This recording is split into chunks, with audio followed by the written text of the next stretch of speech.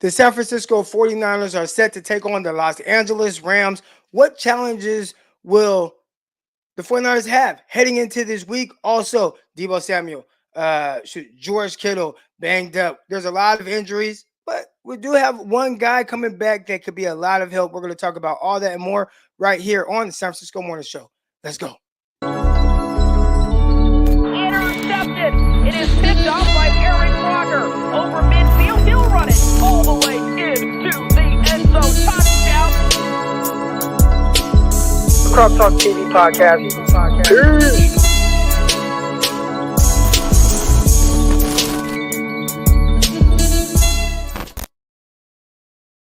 Welcome to another episode of the Eric Crocker Show. I am your host, former NFL and AFL defensive back. And hey, look, man, I'm holding it down for the injured guys. I got this Christian McCaffrey shirt on. Shout out to CMC, man. We got to get him back soon. You know, Jordan Mason, he's holding it back, holding it down as well. And where Jordan Mason is also holding it down, Underdog Fantasy. Go to underdogfantasy.com or download the Underdog Fantasy app. And I would say, first, use promo code Crocky. Of course, use promo code Crocky. But I talked about adding Jordan Mason to your lineup. It is tough. Obviously, Jordan Mason has been balling. He ran for almost 150 yards in the first game. He ran for 100 yards in the second game. So third game, Underdog Fantasy said, we're not going to continue to make the same mistake. They hiked his number to 93 yards. So last time I checked, it was at 93.5. That's a high number. If I had to guess, if you go around the NFL, that's the highest number out of any running back. So they're expecting big things out of him. All right. In the absence of Christian McCaffrey, which I don't know. Like, not saying that means that Christian McCaffrey isn't important to the 49ers, but clearly they think whoever's at running back, the thing still goes, right? The ball keeps rolling. All right. But who's going to join me now to talk about the ball needing to continue to roll because of a lot of injuries that the 49ers have going on? And she's going to convince us as to why the 49ers are in good hands and will still win this game. We got Coach Dezi. Hey, good morning. Rocky, good morning. Happy Friday. Week 3. Happy Friday. I'm feeling good. I'm ready to talk some 49er football, get a workout in, go see my grandparents, visit my grandparents for a little bit, and coaching some high school football tonight. How's your morning so far? My morning is great. I think I owe you an apology. You tweeted out yesterday which quarterback you should put in for your fantasy team, Baker or Aaron. And I was like, you got to get on the Baker train. You got to do this, it's Baker all day. But then I did also give you a caveat. I was like, but also I'm not great at fantasy football. So you did say that. Well, that's how it's going. The fantasy football. So you asked how my team was doing, and I am 1-1 right now. I should have been 2-0, but I got absolutely nothing out of Christian Kirk last week. And I'm like, did Christian Kirk get hurt? Like, why were his numbers so low? Last week, he gave me one catch for -1 yards. One catch from Christian Kirk. I shouldn't have started him this week. If I would have just started Allen Lazard, I have Wilson for the Jets. I also have Lazard for the Jets. I should have just started both of them, and I would have been off to a great start. One had 17 points, the other one 18 points, but Lazard I had on the bench. I also had Aaron Rodgers, and he had his best game so far, 22 points that he gave me. But I have him on the bench because I'm starting Baker Mayfield this week, which it wasn't just you. I would say 99% of the responses were people saying start Baker Mayfield. So you don't have to feel bad. It was everyone. How's your I'm not even like a big fantasy football guy. I do play the DFS, obviously Underdog Fantasy promo code Crocky. So I do that all the time. I mean, all the time. But I'm not big on fantasy. So I have one fantasy team. This is the only team I have. And this is the first time, I've been scouring the waiver wires, swapping kickers, making sure my lineup is set. I never really do that. So I'm having a little bit of fun with it. How's your fantasy going? It's not good. I'm 0-2, and I have most of the injured players. So I just had to let Pacheco go. I've got Puka Nakua. I've got if Debo Samuel, I've got, like all the injured folks. So I'm on the struggle bus, not gonna lie. It's been a tough season already. I actually have Puka Nacua as well. Luckily, as soon as he got hurt, I scoured the waiver wires and I put in a claim for Alan Lazard. So I don't know if I'll play Lazard every game or if whenever I'll play him, but shoot, I don't know. Depends on how Christian Kirk does this week. I expect him to have a bounce back week. He has to do well. But last week I lost by 1 point. And I actually was in the lead. It was really close. I had one player, he had one player. And my one player, DeAndre Swift, he wasn't giving me much for the Bears. If anybody watched that Sunday night football game last week, like he was not giving me much. I'm like, all right, come on, Swift. The other guy had Stephon Diggs. So heading into that last game, we both had one player, or heading into Sunday night football, we both had one player. I had Swift, he had Diggs. I was down 1 point. And I'm like, all right, I just need 1 point. And early on, they got a catch. All right, so now this gives up 3. Let's get some carries, get some yards, get a couple catches. I'm up 1. I was up 1 up until one of the last plays. The Texans threw a screen to Diggs. And he picked up, 6 yards, 7 yards. And boom, that made me lose by 1 point. So I feel like I should be pushing 3-0 this week, but clearly I'm heavily invested in fantasy football right now. All right, I think one team that's a little bit more difficult to be invested in fantasy football is San Francisco 49ers, and for a couple different reasons. And I'm pretty sure we'll go over both. One of them, someone asked what's my fantasy football name. Okay, real quick, I'll start with you. Fantasy football name. Shorty Niners. Shorty Niners. All right, mine is, hold on, let's see if I can let's see if I can pull it up real quick, if you guys can see it.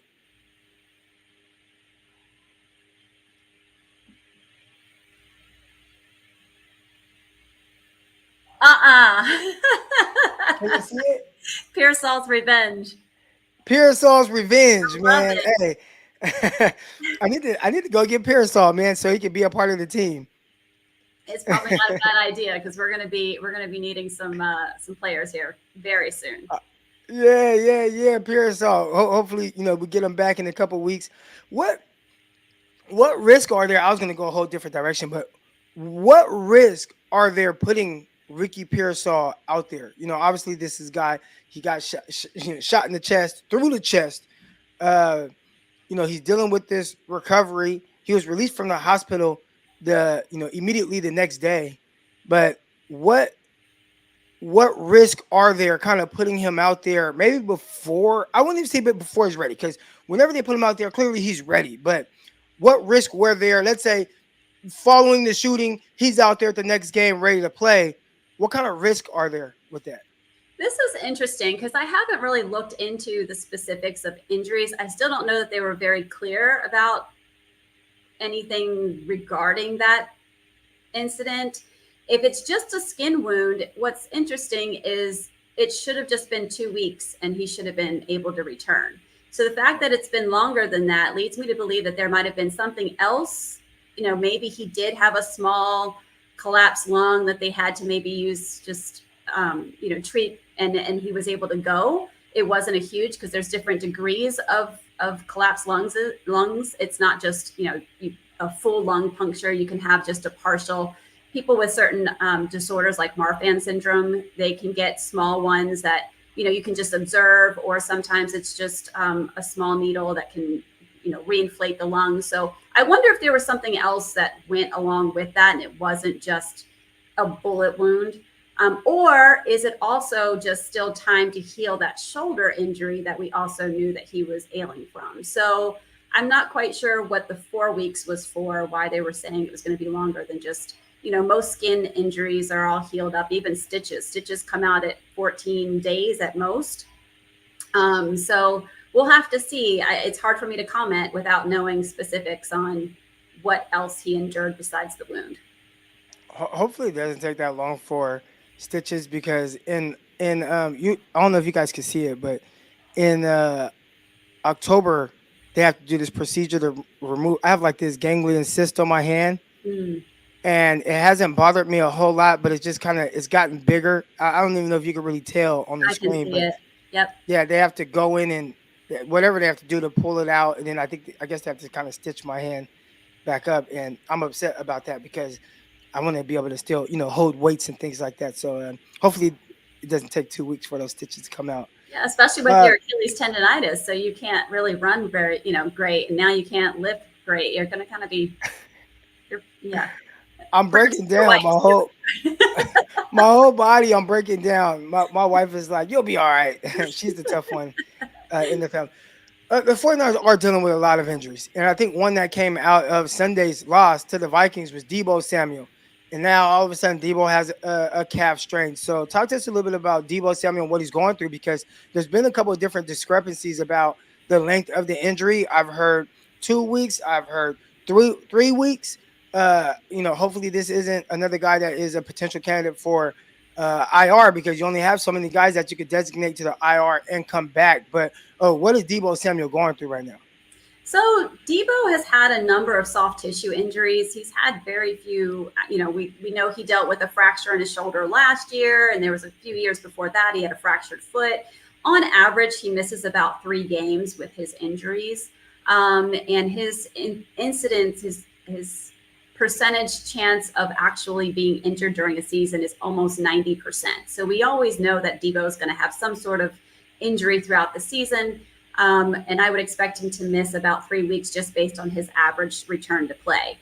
That doesn't mean that I know specifics about his current injury. One thing to note is that we had a number of players that have needed IV hydration during both game 1 and game 2.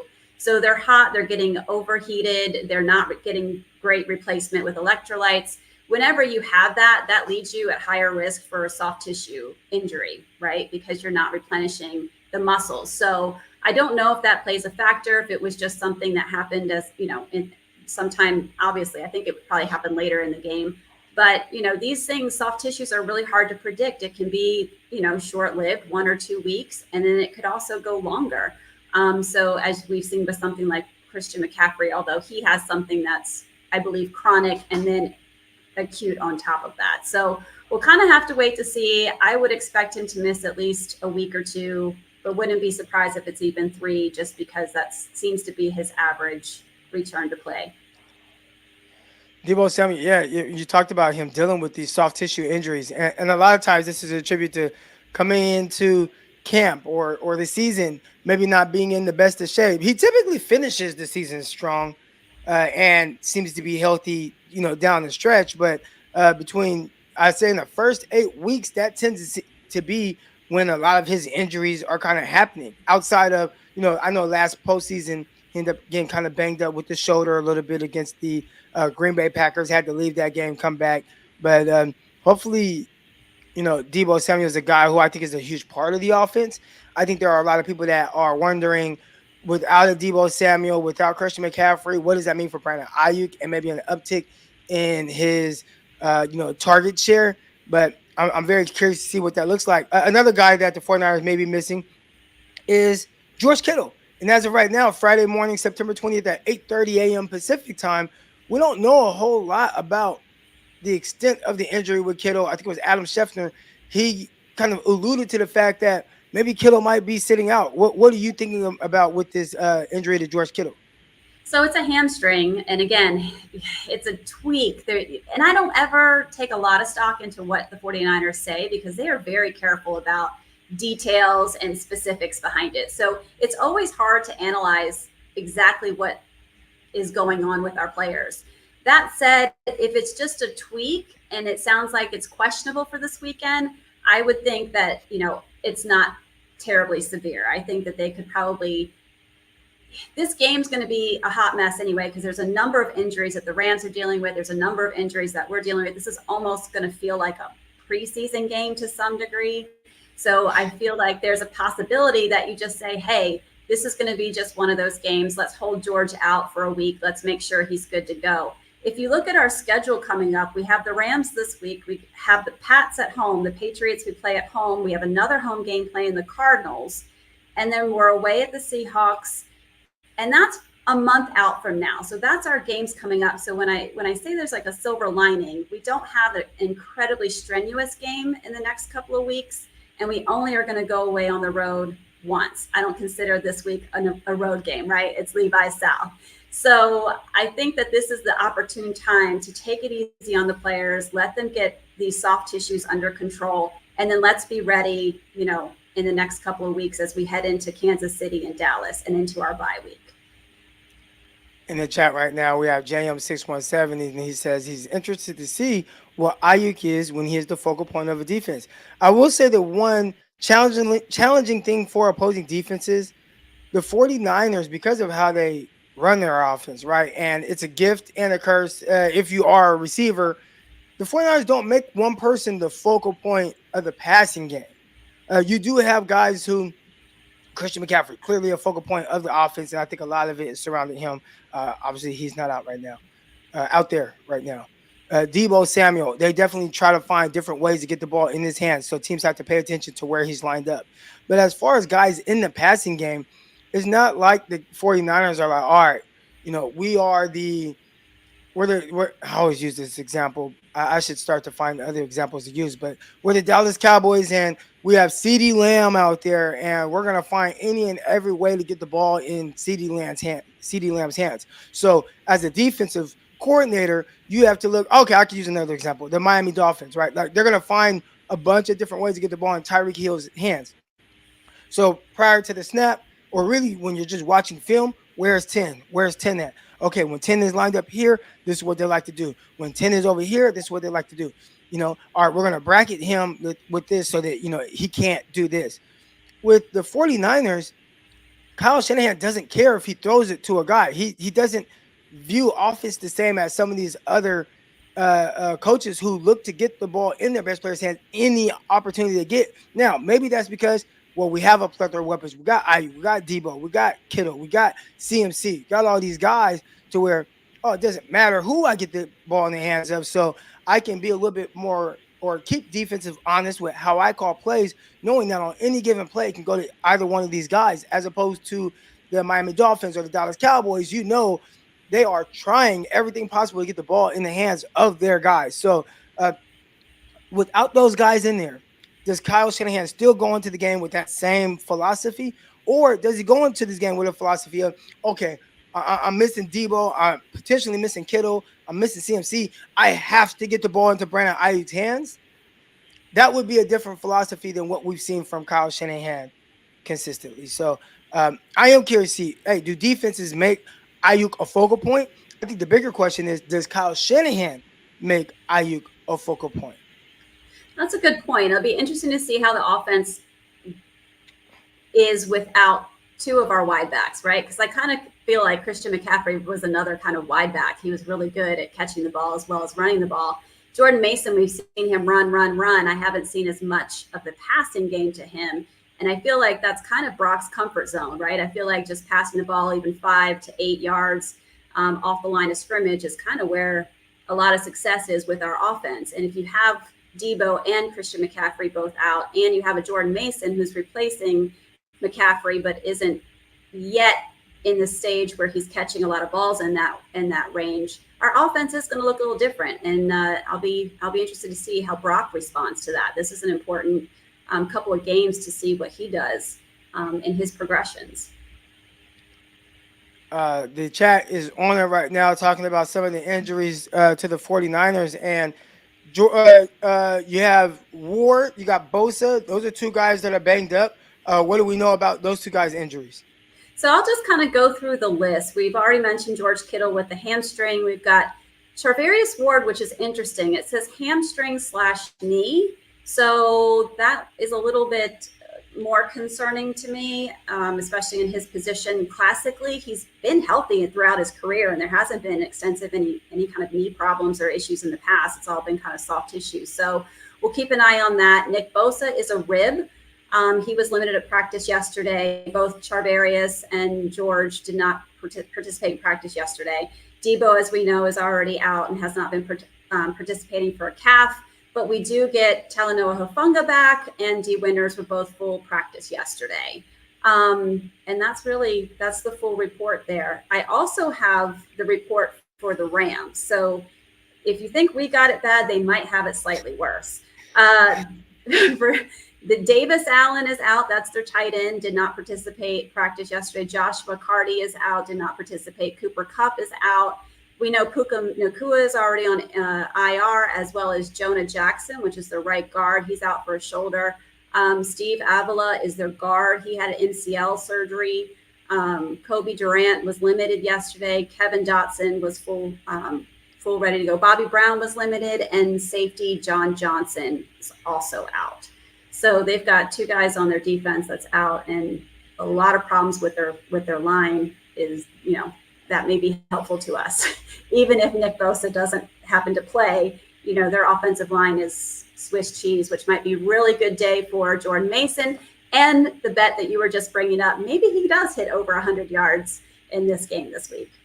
All right. Hey, so I'm going to, on Underdog Fantasy, I'm going to go to Jordan Mason. I'm going to hit the higher on his rushing yards of over 92.5. Last I checked, 92.5, 93.5. And if he doesn't hit, as a matter of fact, you guys all do this. If he doesn't hit, we're going to blame Coach Dezi. The 49ers do have some reinforcement coming back, right? We're talking about all the guys that are potentially hurt, but Talanoa Hufanga, it sounds like he's back. He's back. He's ready to go. With the injury that he had, should we expect Hufanga to come in and just all of a sudden be 100% himself, or will there be kind of an adjustment to game speed, or at least, I was telling one of my players this, a lot of times with injuries, it's not even the injury in itself that gets guys off to a slow start. It's the mental hurdle of trusting the injury. So what is going through Talanoa Hufanga's mind with this recovering from this injury and playing in this first game since having it? Yeah, I mean, a player, when you're injured, you have to trust your body again, right? You have to believe that your body can do the things that you did prior, and not hesitate, not do things that would put you at risk because you're hesitating or you're compensating for certain movements. So we do have to be careful of that. He's also coming right off of just being able to be fully released, right? So our expectation, or my expectation, isn't that he's going to play every snap. I would think that he would be limited because I think he's just going to get gassed. I think he's not ready to be, all four quarters, every snap. I think it's going to be a tough game for his return, but I think initially we'll see some sparks. I think he'll be excited. I think he'll be hyped. He'll be so excited to be back with the team, but I would expect him to kind of tire as the game goes on. Yeah, just the endurance aspect of it, and that's a whole nother thing. Having guys going out there, not used to pushing their bodies, is almost similar to Brandon Ayuk, Trent Williams, being worried about the soft tissue injuries with those guys because they missed all of camp.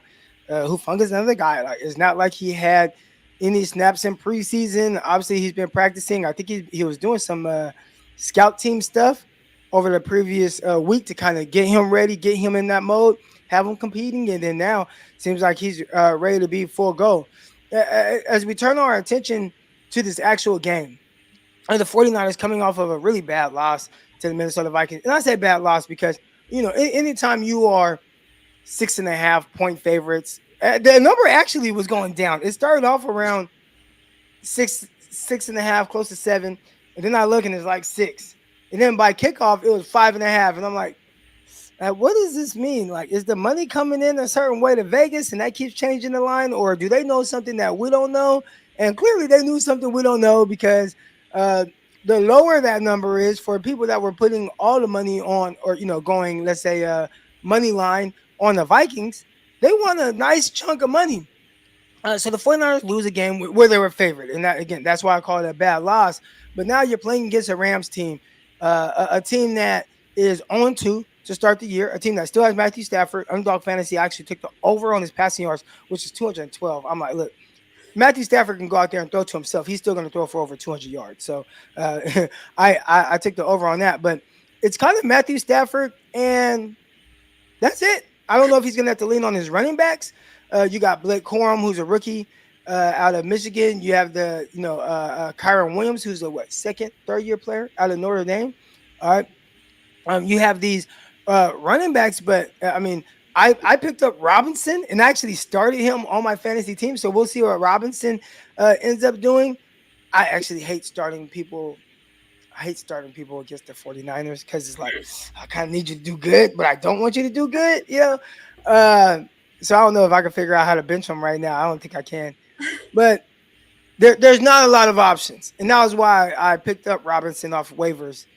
Uh, how are you viewing this LA Rams team heading into the game over at Levi South? I'm viewing them like they got one crutch, one good leg, and one arm, right? I think that this is, but also, again, my thoughts throughout the week were higher. And as each injury has been reported coming through, I'm like, oh man, this is going to be tougher than we probably originally thought, right? We thought, oh, Nick Bosa is not going to be a problem. George Kittle's not going to be a problem. And then every single one, if you watch my Twitter line, it just it was one meme after another from me, because it's just like, bringing back 2020 vibes, and we definitely don't want that. Oh, man. Luckily, right now, everything's all soft tissue. And guys, we're already at week 3. Christian McCaffrey is already 3 weeks into his supposed 6 weeks out. So, we're getting closer to maybe seeing what he's going to do and when he might be able to come back. You brought back 2020 vibes, and I know you're talking about 2020 vibes because of the injuries that the 49ers sustained in that year, and a lot of guys were hurt. We talked about Deebo Samuel. He was banged up that year. We talked about George Kittle. He was banged up that year. Heck, I bet if we actually go to the injury update for the Carolina Panthers and go to CMC, even though he wasn't a part of 49ers, I think he was. He was injured. When I did his history, he was injured that year. Yeah. He missed multiple games. That was his big injury year. And was that also the year Nick Bosa tore his ACL? That was the year Nick Bosa tore his ACL. So the usual suspects getting hurt here to start the year, at least the suspects from 2020. But another reason why it's notable to that kind of 2020 vibes, 49ers are coming off of a Super Bowl loss. And I don't think that has to do with the injuries that we're seeing, but just the vibes of it, right? Like, if I remember correctly, the 49ers maybe started off 2-0. I think they played the Giants, and then they played the Jets. I believe that's the order. But from the Jets, I think they're then they got hurt a lot week 2. You talked about Nick Bosa, Solomon Thomas got hurt. Those were back-to-back plays. Jimmy Garoppolo, he hurt his. He had the high ankle sprain that game.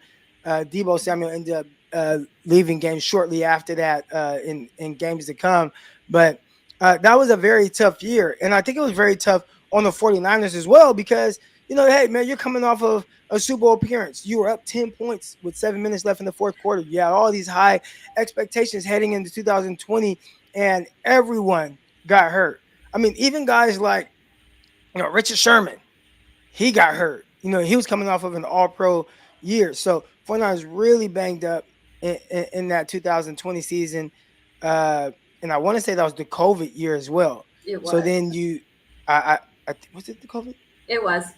Yeah. Yep. Yeah, it was. So you dealt with that as well. That was really just a tough football season all the way around, whether you're a 49er fan or others. So I'm hoping that we're not getting those kind of vibes right now. Hopefully things get a little better for the 49ers. But, you said that you believe that this game should be like, hey, man, the 49ers, you're going against a team that's kind of fighting with one hand behind their back.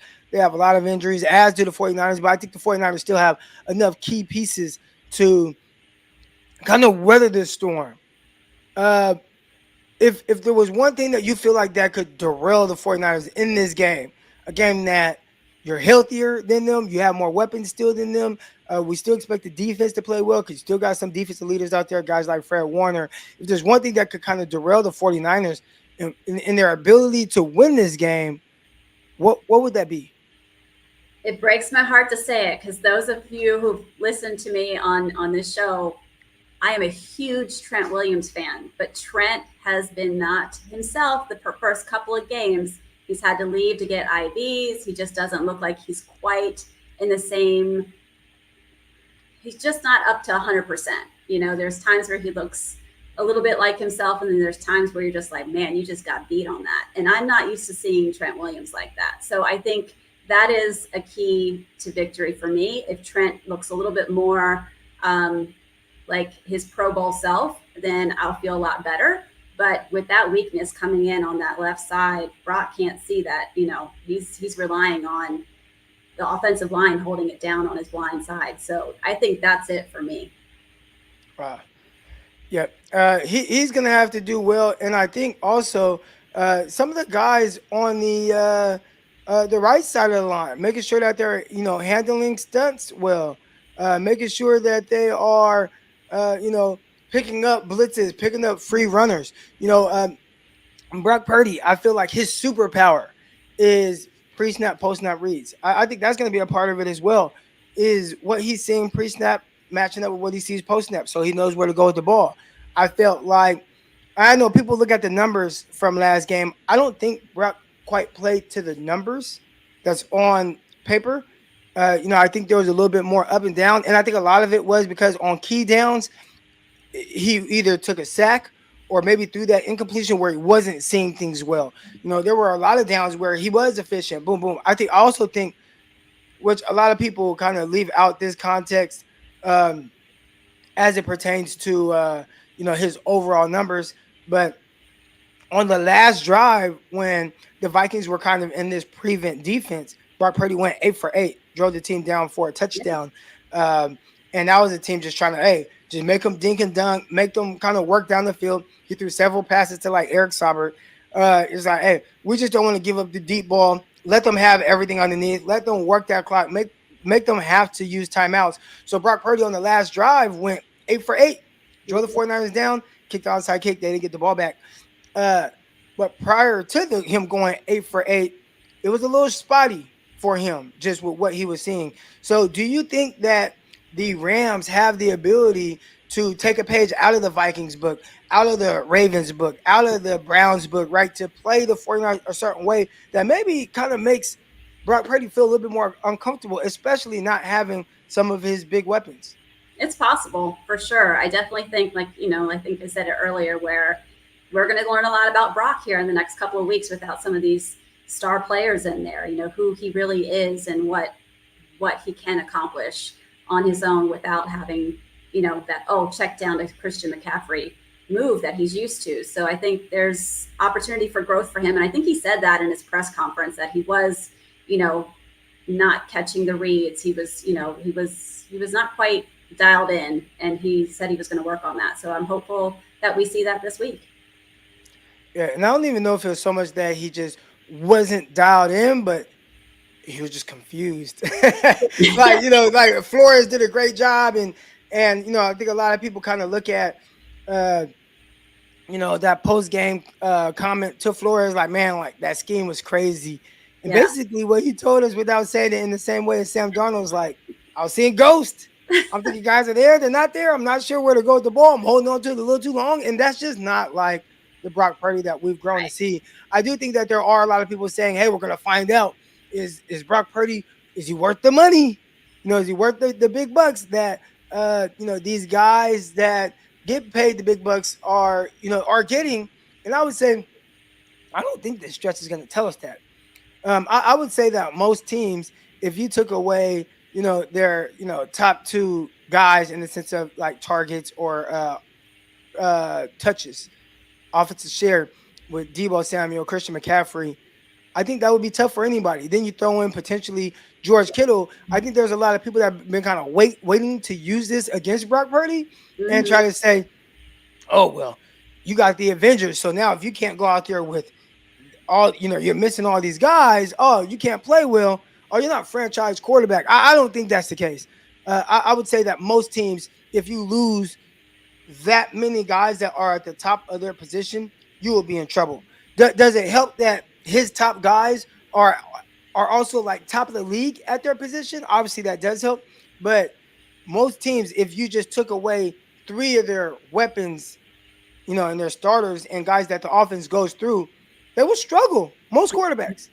I think Patrick Mahomes, he would struggle right now. Again, if you had him going to a game without Pacheco, without Travis Kelce, without Rashee Rice, I'm not saying that he wouldn't be able to function, but I would say that what it would look like would be drastically different.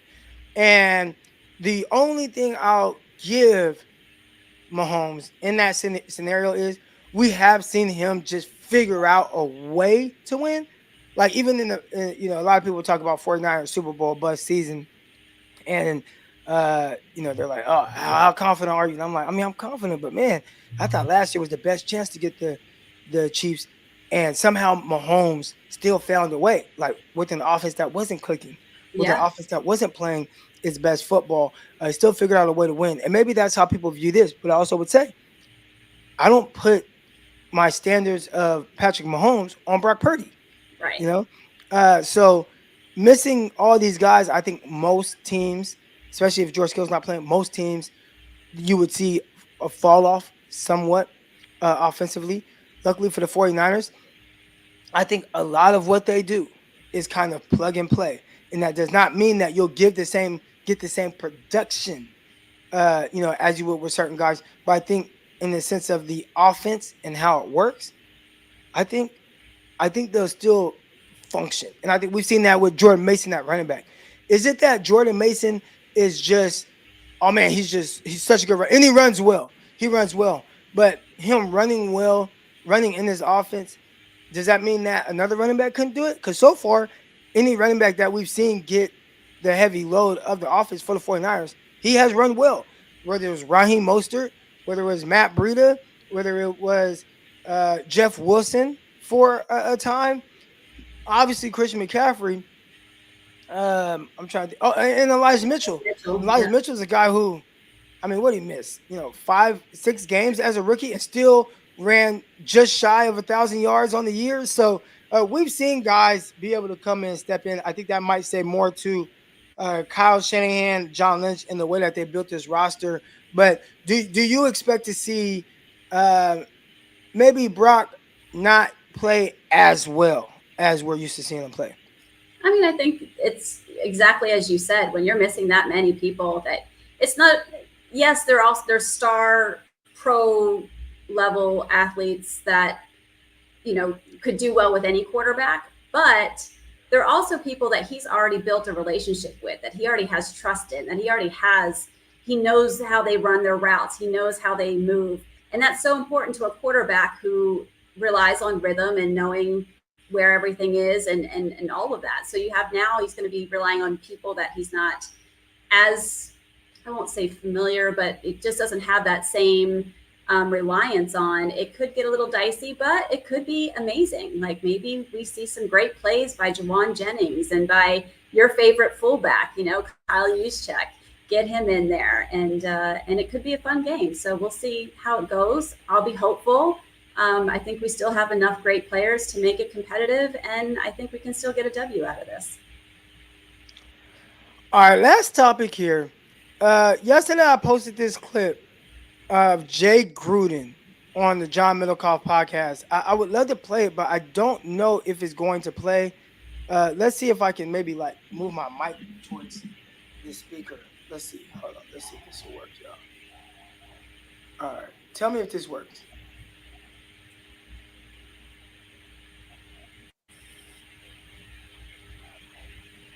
Are you able to hear that? No. Okay, so you guys aren't going to be able to hear it. Oh, wait. I think I know how to make you guys hear it. Hold on. Ooh.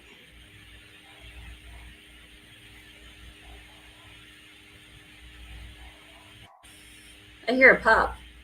That's not what you're. I know. Yeah, that dude back there. I think I know how to do it. I have to share my screen. Let's see. I should have had this ready. My bad, y'all.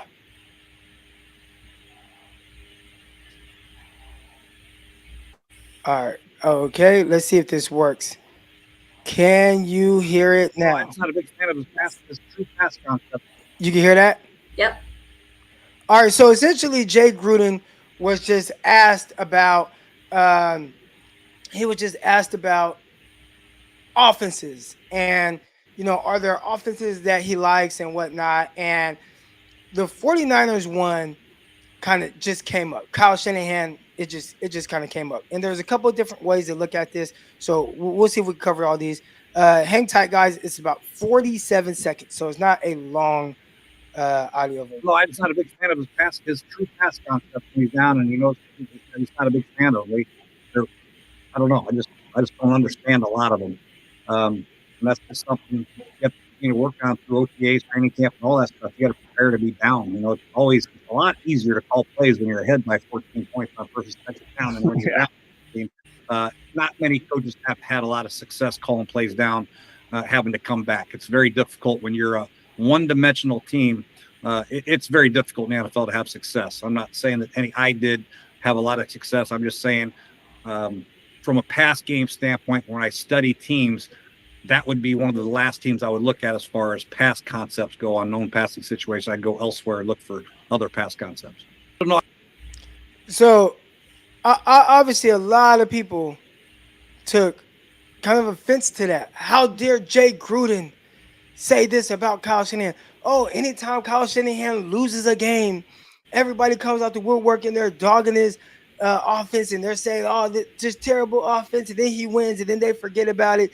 He's an offensive genius, right? But if you've been paying attention, and I know sometimes the negative is a lot louder than the positive with just conversation. It's, when you hear certain things.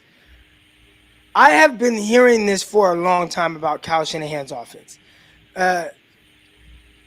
His past concepts, and I've talked about it with the receivers, right? So I haven't went in depth about just his passing concepts, but I've talked about it with the receivers. I think Brandon Ayuk's job is hard for the Niners.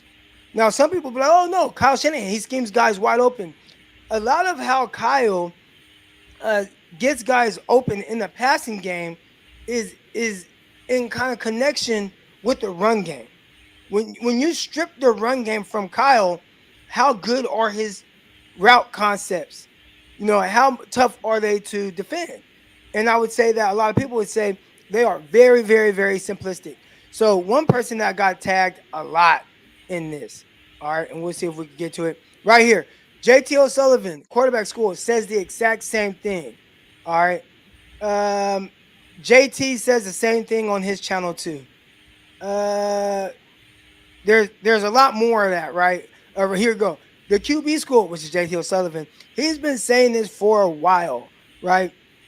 A lot of people have actually, a lot of people, clearly, JT Sullivan has been talking about this. JT Sullivan, if you guys don't know, he has the QB school. He breaks down quarterback film. And for a while now, he has been talking about how, I don't quite understand this concept. Why'd they do this with this? It doesn't make a whole lot. Not that it doesn't make sense for him, but he's just like, I don't like this. I don't like how they did this with this. My guy, Greg Pinelli. Greg was the first person I heard say this.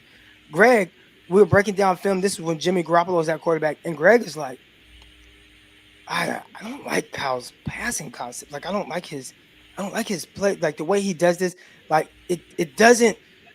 Everything works off of timing and rhythm. And if that rhythm and timing is thrown off even a little bit, it kind of messes up the entire play.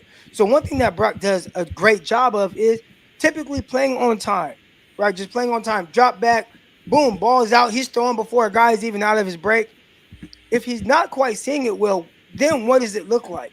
I think we saw that just this past week, right? It starts to get a little spotty with how it looks because it's so predicated on the scheme working from that standpoint, as opposed to some offenses. It's really just, hey, get the ball in this guy's hand, and they figure out different ways to free this guy up, and they'll do that like that. Just the concepts and how it works is a little bit more free flowing. So I don't even think it was a negative that Jay Gruden. I see somebody in the chat say, facts from Gruden. Wow, somebody else had talked about it, but a lot of people got on. Jay Gruden is the last person that I would take advice from on concepts. And I'm like, well, why? Because Gruden was someone who, if all else, he was a good offensive coordinator. Now, he doesn't get to pick his guys at nowhere he went, but as far as calling plays, he was really, really good at that. All right, so a lot of people talked about Jay Gruden and they kind of try to dismiss it because Gruden doesn't have the overall success as Kyle Shanahan. But from an offensive mind, it's like, I get it. He's just a guy that says, you know what? There's a lot that Kyle Shanahan does very well. His run game stuff is off the charts. But as far as pure pass concepts, I'm just not a big fan. So I kind of wanted to touch on that before we got out of here. Do you have anything on that, or do you just watch the 49ers and be like, you know what? What Kyle Shanahan, more times than not, it works. So why does anybody care? Well, I mean, I think it's a valid point. And I definitely would not say, if someone were asking me, like, who's got the best passing concepts in the NFL, I wouldn't say it's the 49ers. I think we're well known as our run game, right? And that is where our passing game comes from. It's the combination and just moving the ball, moving the chains, and trying to get these shorter gains. I mean, that's just not who we are. And I don't know if anyone got their panties in a bunch over this or not, but I mean, it's truth, but it is what works for us. It has been a recipe for success. Is that necessarily why we can't get over the hump? I mean, it's possible, but do we have the players that can move us in that direction? Interestingly that you would bring that up, because I was going to bring up, I don't know if you saw, there was a video I saw of Tom Brady talking about why the younger quarterbacks are struggling in the NFL. Did you see this? Yes. And so he's talking about concepts are just kind of basic. And that's why they're even able to just come off, straight out of the draft and be out there as QB1, because now at the college level, they're not getting in the education, the learning, the growth that they're supposed to get at the college level, because now they're getting paid. So they're just plugging in and playing. They're just, getting right into the game versus being going through a progression of actually learning. And I think that's maybe part of, I don't think that Kyle Shanahan's the only one. I think a lot of this stuff is kind of not very sophisticated out there. What are your thoughts on that? And who do you think does have a sophisticated pass game? Besides, maybe I think the Chiefs do a good job. Well, I think QB School said it great here, and we'll end on this. But JT Sullivan ended up kind of tuning in and says, in my opinion, you can't coach everything. You are where you spend your time, and it looks like they spend their time in the run game and the naked/keepers and play pass world. The drop back game has never seemed like a priority to Kyle Shanahan and the 49ers. Further, when they drop back, it almost always is a pure progression, which is a whole other convo. That's a conversation that I'm not privileged to have, or I can't have that conversation with y'all because I don't quite understand that aspect of it. Maybe one day in the offseason we can get JT O'Sullivan on and he can explain more what that means. But essentially what he's saying is the 49ers, they spend their time in the run game, which is tremendous, and things that work off of the run game, as opposed to just having this wide open air raid offense. So if you see the 49ers that don't have great concepts, there's probably a lot of teams that, hey, we don't have a sophisticated running game as the 49ers, but our passing concepts are better. It just depends on where you hang your hat. 49ers do it more in the run game, and 49ers have a tremendous team. They play more ahead, and we heard Gruden talk about that. Like, hey, when you're playing ahead, it's great. What about when you're not? Well, the 49ers a lot of times play ahead. When they don't, we've seen it look kind of weird, right? And I think that's why. So hopefully 49ers just don't have to play from behind, and we're not having this conversation a whole lot. Unfortunately, we've been in a lot of games, and we've seen in the postseason where the offense starts to look a little stagnant. So I think that's times where teams kind of get a bead and a read on what the 49ers are doing. They make it more difficult for the 49ers offensively, and there's no change-up because that's not what the 49ers focus on. Right. But we focused on a lot of injuries on this day. Coach Dezi, I appreciate you coming on. Let everyone know where they can find you and all of your work. All right. Well, I'm Coach Dezi on Instagram and on Twitter. And I also have a podcast on Wednesday nights for the girlfriends, and men are welcome to. Girlfriends in Football on Wednesdays at 8 p.m. Eastern Standard Time on YouTube. All right. And of course, you guys can find me here. You guys can find me on Twitter. It says at Eric_Crocky, but it's not. It's at Crocky209. Also, Locked On 49ers. We come at you 5 days a week.